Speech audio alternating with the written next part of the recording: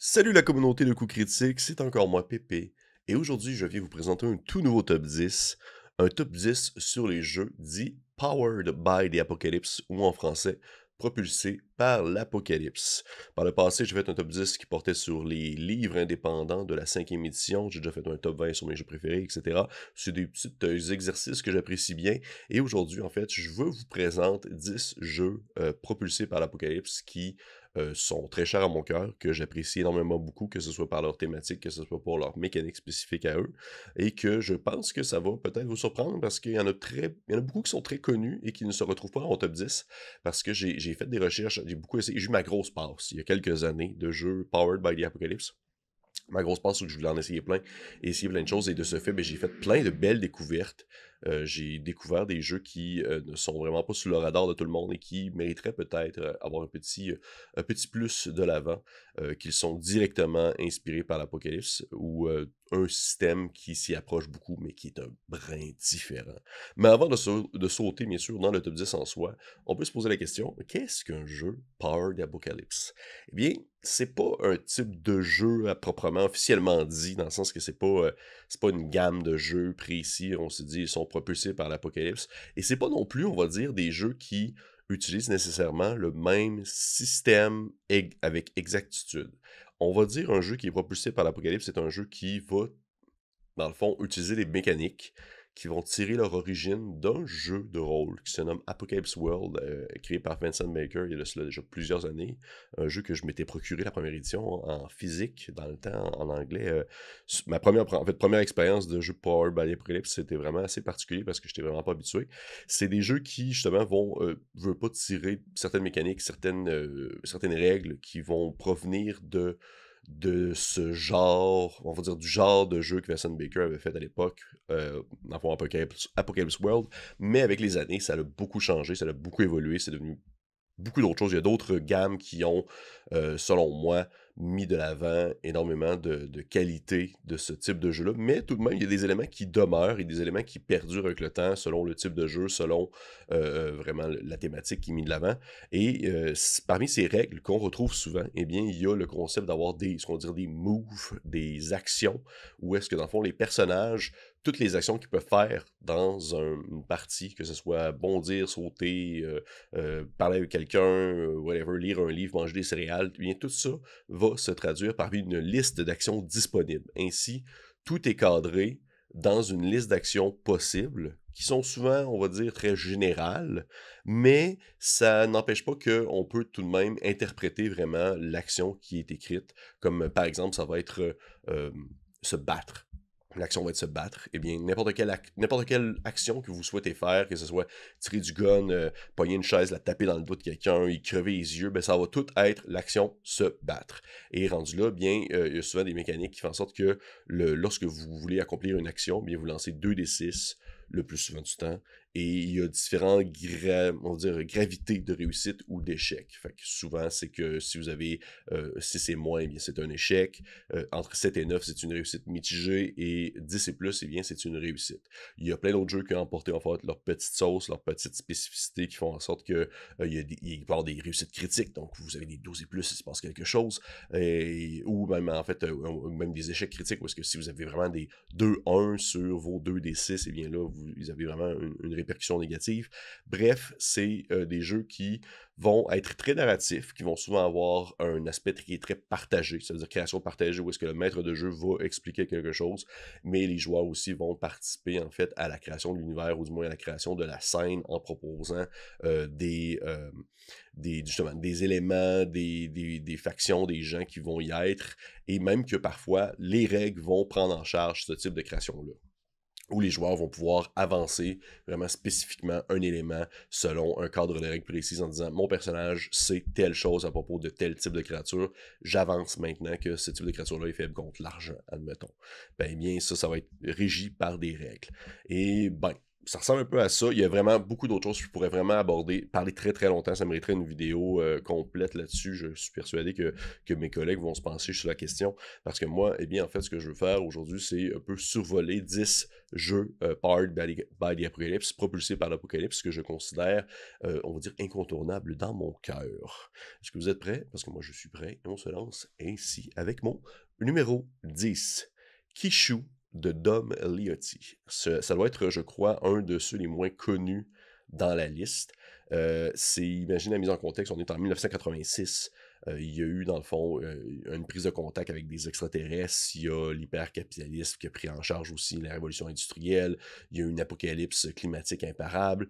Et bref, aujourd'hui, on vit dans des espèces de monde un peu isolé, un peu apocalyptique, mais en même temps un brin cyberpunk avec des mers radioactives, des espèces de frontières d'asphalte, des grandes rues qu'on appelle des ultraways qui relient, dans le fond, en forme de pont, différents secteurs. Et dans le fond, vous, ce que vous jouez là-dedans, vous êtes des bikers, vous êtes des jeunes bikers qui naviguez sur les ultraways.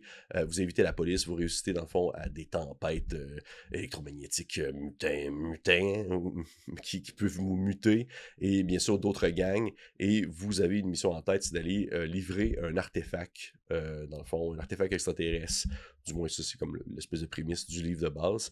C'est un jeu powered by the Apocalypse. Ainsi, vous avez des rôles, dans le fond, parce que souvent, ces jeux-là ont des types de personnalités que vous allez, dans le fond, intégrer, que vous allez interpréter. Souvent, les jeux propulsés par l'Apocalypse, vous avez ce qu'on appelle un playbook, qui représente en fait votre classe en quelque sorte, et les spécificités de votre classe, vos actions qui vont être personnelles, les actions que tout le monde aussi peut faire, et ben ce jeu-là, dans déloge pas, vous avez dans le fond différentes classes que vous jouez. Un temps soit peu vous êtes familier avec les éléments que je viens de mentionner, c'est possible que vous faisiez des références à Akira, par exemple, le fameux manga ou si le film adapté en dessin, justement en animé. Eh bien oui, c'est Kishu est directement inspiré de ça, c'est dans le sens que vous incarnez des jeunes qui vont rouler en moto et qui vont dans le fond commettre des méfaits. Vous avez des actions qui sont spécifiques à votre classe. Vous avez dans le fond des actions qui vont être spécifiques aussi à votre moto, parce que vous allez pouvoir dans le fond utiliser différentes parties de différentes motos, différents motorisés pour pouvoir construire en quelque sorte votre véhicule à vous.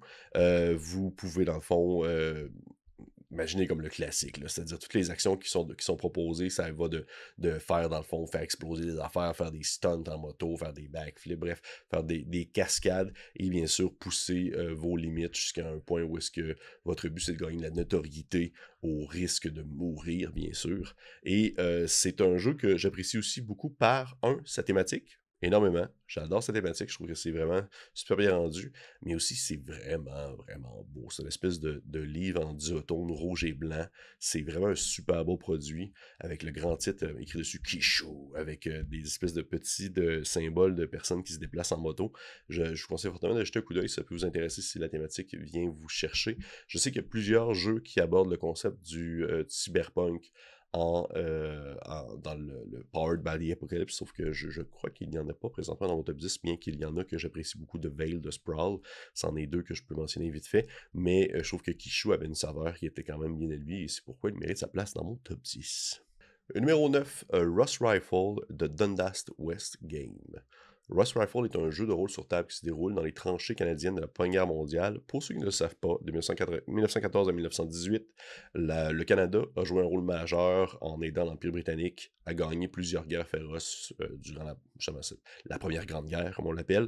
Et a priori, je vous avouerai que j'aurais été un peu mitigé, ou peut-être même réticent à essayer ce jeu-là, ou à y donner beaucoup plus d'intérêt, parce que j'avais peur que ce soit surtout une espèce d'objet, pas de propagande, mais une espèce d'objet pro-guerre qui aurait voulu mettre de l'avant justement on va dire un regard très lisse de tout ce que ça peut représenter. Eh bien, il n'en est rien, et c'est pourquoi est-ce que le jeu se ramasse dans mon top 10, c'est pourquoi c'est mon numéro 9, parce que le jeu est énormément basé sur la narration émotionnelle et personnelle dans un cadre historique horrible. Ross Rifle, c'est un outil pédagogique qui est destiné à immerger les joueurs dans le monde de la Grande Guerre et faire vivre l'expérience du corps expéditionnaire canadien dans le fond, le contexte de cette guerre-là. Et je crois que c'est aussi pour ça que j'apprécie beaucoup ce jeu-là, parce qu'il y a un aspect éducationnel qui est super intéressant, parce qu'il le regorge de faits, de propos, d'humanité aussi, beaucoup, qui vont, dans le fond, aborder différents sujets de manière très sensible, de manière très ouverte et qui n'ont pas à être dichotomiques avec du blanc-noir. Ils vont apporter une très belle nuance et tout en, justement, en expliquant des faits, de la réalité de l'histoire au travers, dans le fond, du jeu, parce que les gens vont incarner pas des personnages. Là, il y a un concept, vous avez des classes et tout ça, et bien sûr des actions que vous pouvez faire, des rôles particuliers. Mais c'est vraiment, je trouve que c'est un très bel exemple de à quel point est-ce que le jeu de rôle peut apporter autre chose que un point de vue ludique, il apporte aussi un point de vue éducationnel, c'est pour ça que Ross Rifle est mon numéro 9 dans mon top 10. Numéro 8, Bedlam Hall, le Monkey Fun Studio. Propulsé encore une fois toujours par l'Apocalypse, les joueurs jouent le rôle de serviteurs de la famille Blackwood, qui est une famille, on va dire, assez dysfonctionnelle. Les problèmes familiaux vont de relations gênantes à crises de terreur et peuvent même venir au meurtre sanglin, violent. Et bien, en fait, vous êtes ces espèces on va dire, de souffre-douleur qui doivent servir ces gens-là dans leur jour le jour. Vous n'êtes pas, dans le fond, on va dire, vous n'êtes pas, dans le fond, le sang bleu de la famille, vous êtes plutôt ces fameux serviteurs. Faites un espèce de mélange entre Downton Abbey et la famille Adams. Ça donne à peu près ça. Où est-ce que vous, en fait, vous êtes les serviteurs dans Downton Abbey, mais vous devez servir une famille qui est ô combien dangereuse, dysfonctionnelle, qui a des squelettes cachés dans un placard partout et qui attend juste une chose, c'est égorger son voisin. Et un temps soit peu, vous, en tant que serviteur, vous allez être témoin de différents événements dans la maison. Et bien, il y a de fortes chances que votre vie même soit en danger parce que vous allez être justement vous allez devoir être menacé ou peut-être même mis au silence pour ne pas dévoiler qu'est-ce qui se déroule derrière les murs de le Bedlam Hall au sein de la famille Blackwood. Et c'est un jeu qui est super bien écrit, qui est vraiment bien exploité, sa thématique est vraiment, vraiment bien mis de l'avant. Juste la lecture du livre vaut son achat, je trouve. Avant même de jouer, c'est vraiment une lecture qui est super drôle, amusante. C'est de l'humour noir. C'est pas pour tout le monde. On s'entend. Ce n'est pas pour l'ensemble des rôlistes de ce monde. Mais je crois qu'il y a un public qui va vraiment y trouver son goût à la lecture de l'ouvrage avant même de le mettre en pratique. Et dans ce qui est mettre en pratique, c'est quelque chose qui est assez particulier parce que ce n'est pas quelque chose qu'on voit très souvent dans les différents jeux qui sont propulsés par l'Apocalypse. C'est-à-dire que Bedlam Hall a un aspect qui est très joueur contre joueur, dans le sens que vous devez réussir à vous soulever face aux autres serviteurs, c'est-à-dire les autres joueurs de la partie, afin d'être dans les bonnes grâces de la famille Blackwood. Et de ce fait, bien, il est fort possible que vous deviez poser des actions qui vont vraiment être contre des joueurs directs. Donc, je pense que c'est le genre de choses où est-ce qu'il faut être prêt à ça. Il faut bien le mentionner au début. Je vois beaucoup de gens en ligne qui mentionnent on va dire des commentaires comme quoi n'ont pas vraiment pris ça en considération de se lancer puis se sont rendus compte que ça fait vraiment partie du plaisir aussi. Ça serait de se couper un gros fun du jeu, de vouloir y aller très très très en coop, alors que le but c'est bien sûr d'être en coop dans le sens vivre le même rôle pour pouvoir aider la famille Blackwood, mais bien sûr d'être un peu en compétition pour pouvoir se soulever les uns face aux autres en tant que serviteurs d'une famille dysfonctionnelle et désaxée. Fait que pour ça, c'est vraiment original, c'est vraiment bon, c'est vraiment drôle, ça se joue super bien, c'est super original. La mise en contexte est vraiment, vraiment unique.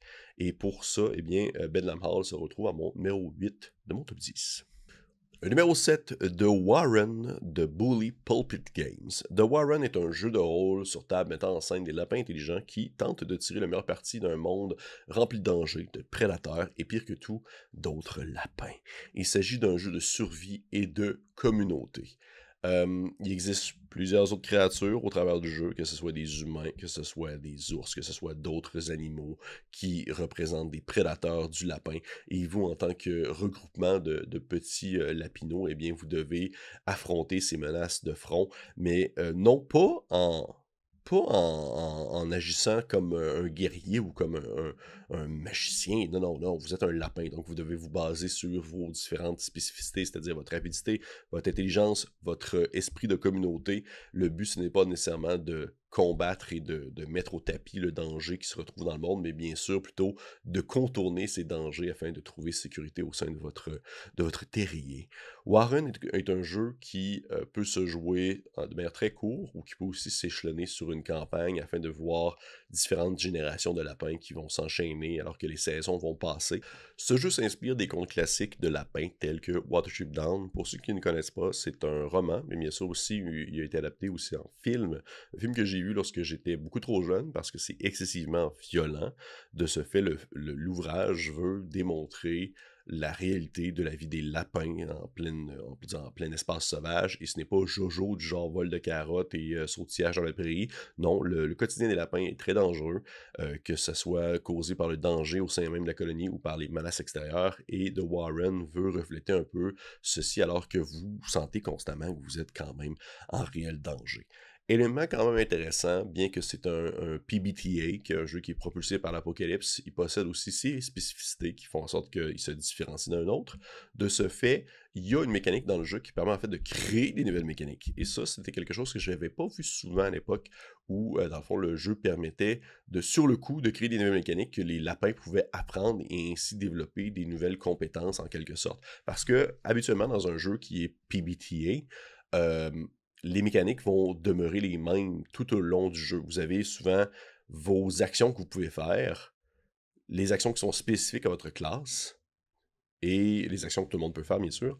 Et c'est pas mal ça. Souvent, en montant de niveau, vous en gagnez des nouvelles, si, admettons, le jeu utilise des niveaux.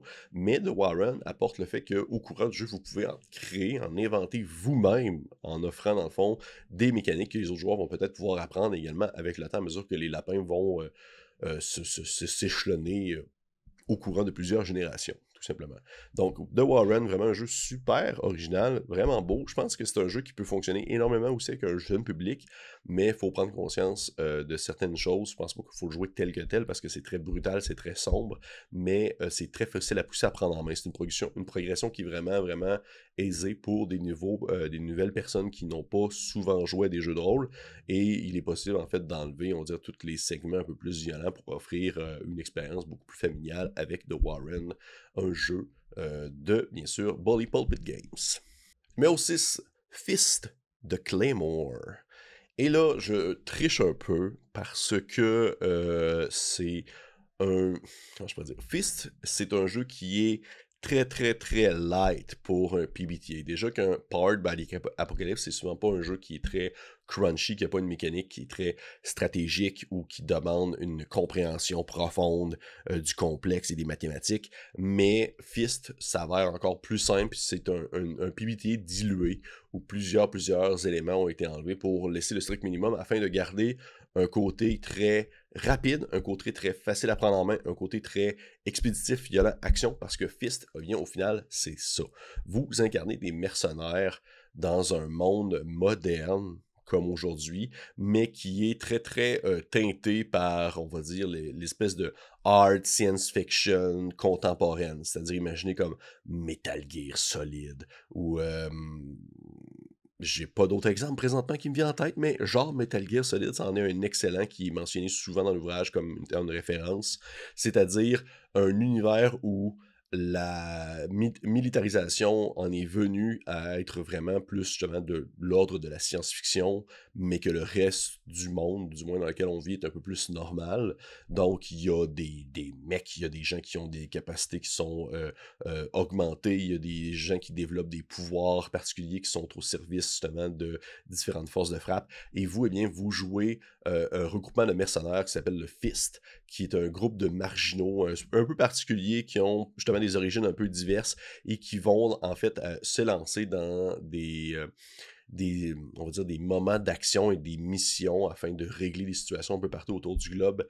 Et c'est vraiment bon. J'aime tellement ce jeu-là. Là. C'est vraiment de un, c'est comme justement, c'est ça le but, c'est que ça soit super rapide. Fait que t'as vraiment l'impression de vivre un film d'action quand tu joues à ça, là. Ça y va au toast. C'est les jets, ça y va vraiment vite. T'as pas vraiment le temps de faire comme ouais, mais est-ce que je pourrais faire ça?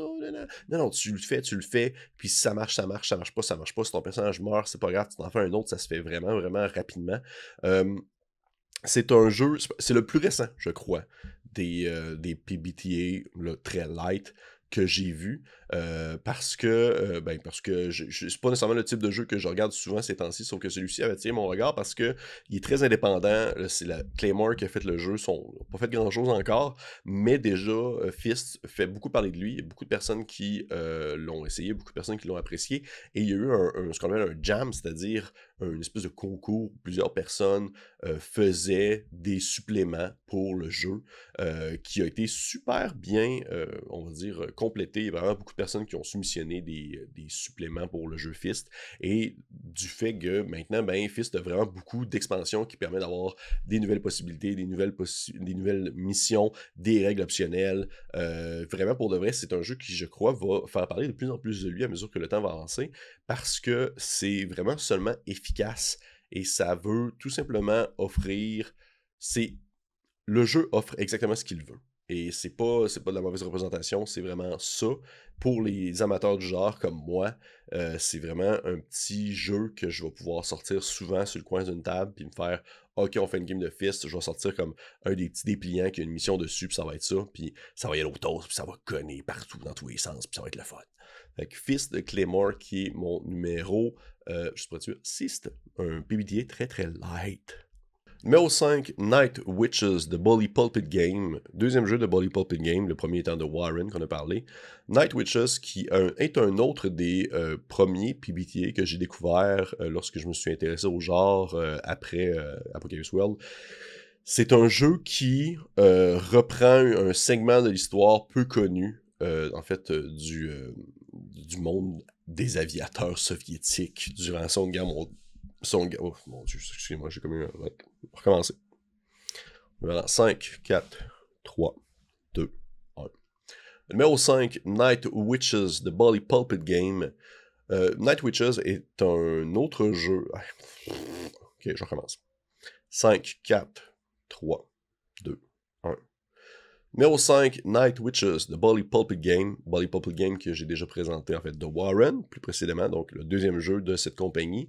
Night Witches reprend l'histoire véridique de 200 femmes et jeunes filles qui, durant 1100 nuits consécutives, ont été des pilotes de chasse et ont soutenu en fait des aviatrices soviétiques durant la Seconde Guerre mondiale en bombardant et en attaquant des avions de chasse de l'Allemagne nazie. Elles étaient appelées par les Allemands des Nachtexen, c'est-à-dire des sorcières de la nuit, donc des Night Witches. Et Night Witches est un jeu de rôle sur table qui se consacre à l'histoire de ces femmes en guerre. Vous êtes des membres du 588e régiment de bombardiers de nuit et vous répondez à l'appel de votre patrie aux heures les plus sombres. Votre but, c'est de faire tomber les fascistes, de surmonter la discrimination au sein même de l'armée soviétique et du sabotage pur et simple de vos camarades sexistes qui vont tenter de faire débouler votre réputation au sein de l'armée, parce que, comme dans la véritable histoire, ces femmes-là donnaient absolument tout ce qu'elles pouvaient, et du point de vue même de l'armée russe, beaucoup ne les prenaient pas au sérieux. Et c'est pourquoi, en fait, que je trouve que, de un, c'est un jeu, encore une fois, qui aborde d'un point de vue éducationnel super intéressant, mais aussi, de deux, c'est super rafraîchissant à jouer. Vous incarnez ainsi les Night Witches, alors que le rôle du maître de jeu va s'alterner, en fait, au courant de la partie. Vous pouvez seulement jouer une petite session rapido presto, mais c'est possible aussi également de s'élancer dans une grande campagne du régiment qui va perdurer durant toute la Seconde Guerre mondiale. Dans tous les cas, vous allez raconter l'histoire épique et d'héroïsme et de sacrifice qui rendra hommage aux femmes qui l'ont fait pour de vrai. Et ça, je trouve ça fou dans la tête. J'apprécie beaucoup, beaucoup, beaucoup ce type de jeu qui va créer en fait qui va faire en fait alterner des séquences précises qui vont demander on va dire qui vont demander des actions spécifiques aux joueurs. Parce que, dans le fond, Night Witches va se diviser en 2 segments dans une partie. Vous allez avoir un moment qui est comme la nuit où vous êtes en mission en train de bombarder des avions et tout ça, mais il y a aussi les séquences de jour qui servent pour les relations sociales, les échanges, les discussions et peut-être même aussi la romance. Donc, c'est quelque chose que j'aime beaucoup parce que ça fait en sorte qu'on ne peut pas vraiment ignorer on peut pas vraiment ignorer de mettre l'emphase sur des éléments importants du jeu, c'est-à-dire, cette fois-ci, bien sûr, oui, décalisser des avions ennemis de nazis pas fins, mais aussi également de développer les relations que les personnages ont entre eux, et on n'a comme pas le choix, sans suivre bien sûr les règles, d'alterner les séquences jour-nuit afin de pouvoir vivre ces 2 moments-là et ainsi développer correctement, de manière efficace, votre personnage, autant dans sa psyché que dans les actions qu'il pose. Je trouve que c'est un jeu qui demande beaucoup. C'est un jeu qui, je pense, n'est pas vraiment facile d'accès pour les premiers venus, que ce n'est pas un jeu d'introduction pour les personnes qui n'ont jamais joué à des PBTA, sauf que c'est vraiment, vraiment quelque chose à explorer, que ce soit par son mélange historique qui s'avère factuel, à l'histoire de son escadron, de ses règles qui sont efficaces. Je trouve que c'est vraiment un super beau jeu. Et visuellement, my god, les dessins sont tellement beaux dans ce jeu-là. Là. Espèce de beau trait en noir et blanc avec la couverture orange et noire. C'est vraiment, là, c'est du bonbon. Là. Fait que Night Witches de Bully Pulpit Game, fortement conseillé. Mon numéro 4, et bien à partir d'ici, je pense que vous allez commencer à reconnaître des jeux que j'ai mentionnés lors de mon top 20.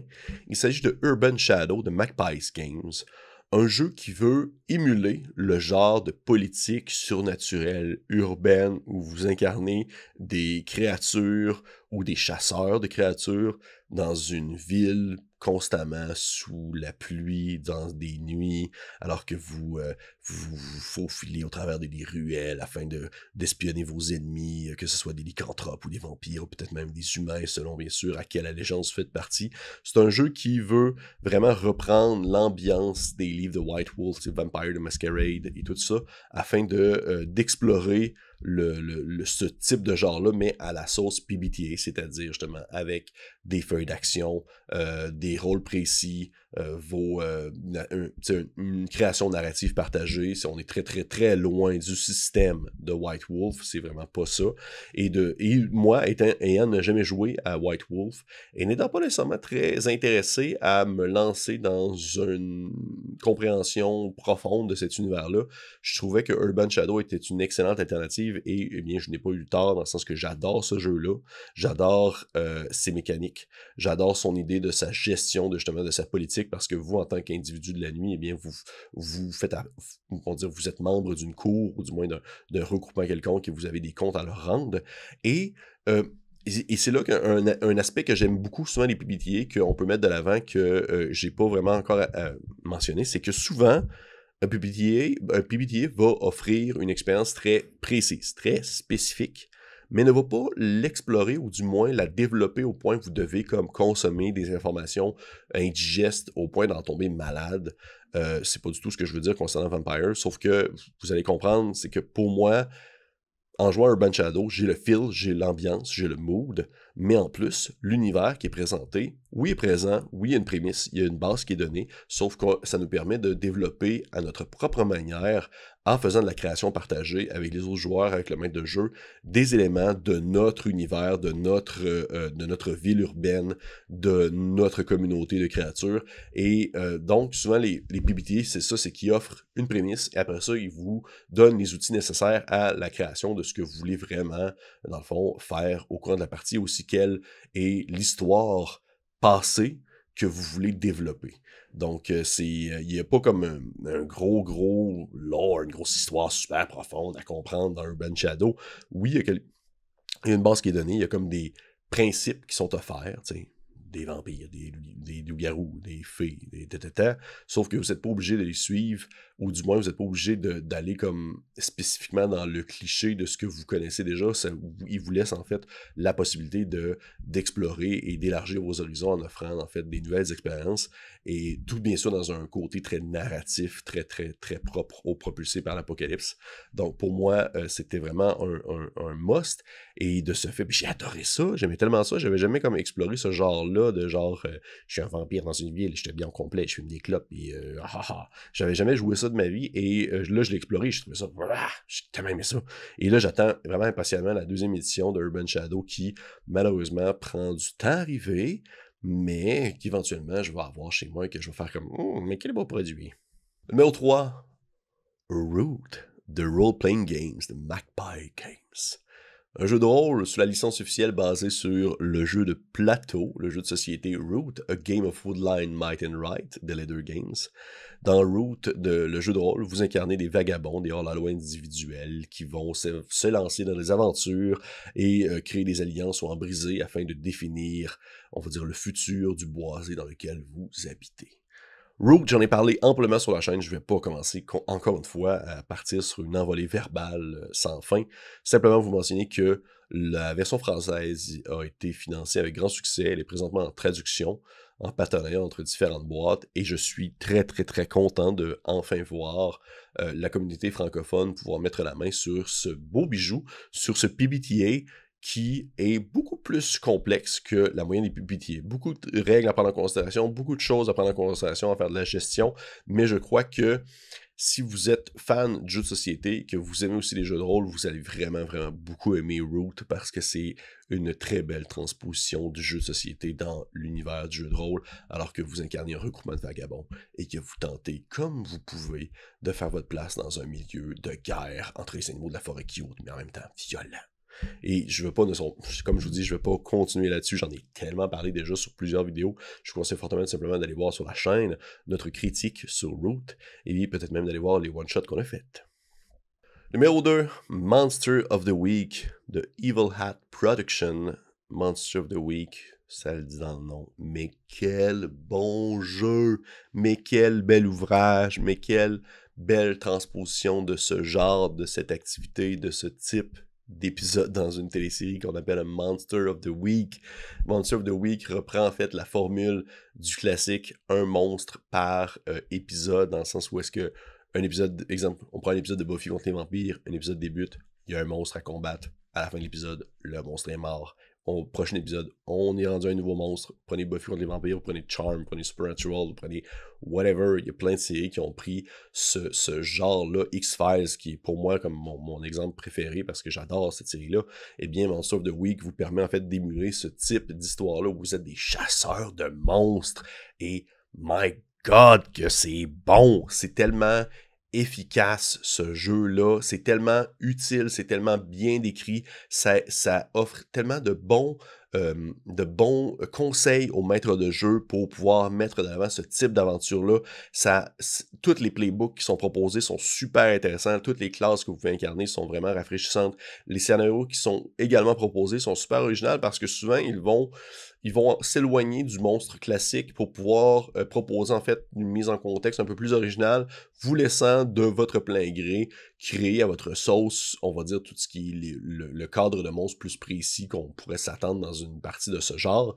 Et pour vrai, un temps soit peu vous êtes intéressé au PBTA, je pense que c'est le premier et le meilleur jeu que vous pouvez prendre et acheter parce que ça l'explique super bien la mécanique entourant autour de ce concept-là des jeux qui sont en narratif partagé, qui vont, dans le fond, s'expliquer par des actions, par des moves, par des conseils, ou aussi également pour le maître de jeu. Parce que, chose que j'ai pas vraiment mentionné encore, les PBTA sont, je trouve, plus difficiles à animer pour les maîtres de jeu qu'à jouer pour les joueurs. Donc, souvent, c'est difficile parce que tu sais pas trop par où le prendre, souvent, parce que souvent dans ce genre de jeu-là, le DM ne lance pas de dés, il ne fait que réagir aux actions que les joueurs disent et font. Vous êtes comme un peu, pas nécessairement passif, mais vous êtes toujours en réaction à ce que les joueurs font et vous, dans le fond, prenez le contrôle lorsque les joueurs vont manquer certaines actions.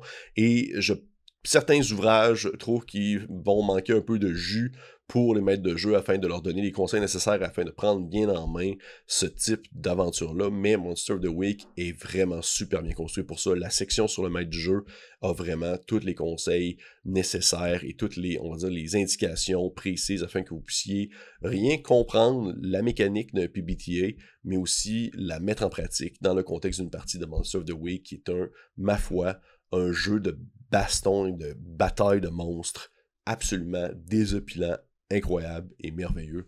Je ne veux que vous le conseiller avec grandiose. Et bon numéro 1, alors que vous pourriez peut-être vous demander, mais quel jeu s'il s'agit? Il a nommé tous les jeux qu'il y avait dans son top 20 concernant les PBTA, mais lequel? Est-ce que j'en ai oublié? Est-ce qu'il s'agit de Dungeon World, la version comme médiévale de Donjon Dragon?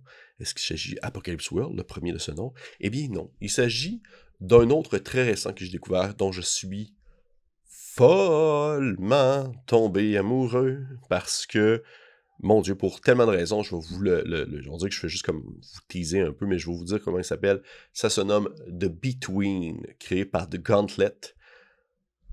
Oh my god que ce jeu-là, c'est de l'or en barre. C'est tellement beau, bien écrit, bien fait. Je l'ai joué en one-shot avec Marika de la chaîne, dans une valse de la crypte. Et c'est là que j'ai comme découvert le jeu et que j'ai commencé à l'explorer et que j'ai rejoué et que j'ai vu un peu ses possibilités. Et c'est tout dans ce jeu-là est une pépite en or massif. The Between, c'est un jeu de rôle qui m'ancêtre un groupe de mystérieux chasseurs de monstres dans une Londres à l'époque victorienne. Alors que Monster of the Week est très généraliste, très généralisé plutôt, où est-ce que vous pouvez un peu faire ce que vous voulez à l'époque que vous voulez, le classique chasseur de monstres, The Between veut tout de même, on va dire, placer un cadre précis, l'époque victorienne.